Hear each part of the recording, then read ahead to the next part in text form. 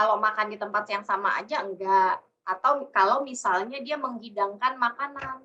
Jadi misalnya yang menderita tipes, menyiapkan makanan, dia yang masak misalnya atau menghidangkan makanan, maka makanan yang dia hidangkan itu bisa menularkan ke orang lain penyakitnya, seperti itu.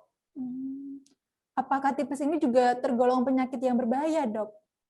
Berbahaya. Jadi sebenarnya perjalanan penyakitnya ada 4 minggu.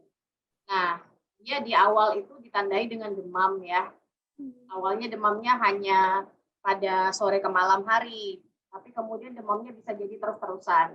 Nah, lewat 2 minggu sudah mulai terjadi komplikasi, bisa perdarahan di usus, atau misalnya penurunan kesadaran, atau misalnya pada anak-anak yang punya riwayat kejang, pada saat demam tinggi bisa terjadi kejang demam, jadi bisa sangat berbahaya sebenarnya. Mmm. Lalu apakah bahaya ini juga dapat mengakibatkan terganggunya tumbuh kembang si anak tersebut, Dok? Benar sekali. Jadi, misalnya gini nih, tipes ini nih bisa menyebabkan demam tinggi, kemudian juga bisa menyebabkan diare.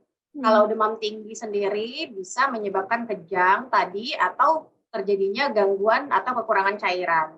Begitu pula dengan diare. Kalau diare terus-menerus, kekurangan cairan terjadi, atau misalnya terjadi penurunan kesadaran akibat tipes, maka akan berefek jangka panjang. Mungkin bisa disembuhkan tapi akan memiliki kecacatan yang akan mengganggu tumbuh kembang anak nantinya. Jadi memang, berbahaya dan bisa mengganggu tumbuh kembang ke depannya. Mmm. Bisa disebutkan, Dok, kondisi gangguan tumbuh kembang apa yang bisa diakibatkan dari penyakit tipes itu, Dok? Nah, kalau misalnya dia terjadi penurunan kesadaran, tentu kan problemnya sudah di otak. Nah, Mhm. kalau terjadi seperti itu misalnya kejang yang berlama-lama, tentu yang bisa terganggu nanti ke depannya adalah fungsi kognitif atau kecerdasan pada saat dia sekolah, kemudian IQ-nya juga akan berpengaruh, nah yang seperti itu. Jadi bisa mempengaruhi proses, anak tersebut dalam mengingat dan berkaitan dengan memori begitu ya, Dok? Betul, tentunya itu akibat komplikasi daripada tipesnya sendiri. Kalau dia dideteksi awal, ditangani di awal, tentu komplikasi itu nggak terjadi, problem tumbuh kembang ke depannya tidak akan terjadi.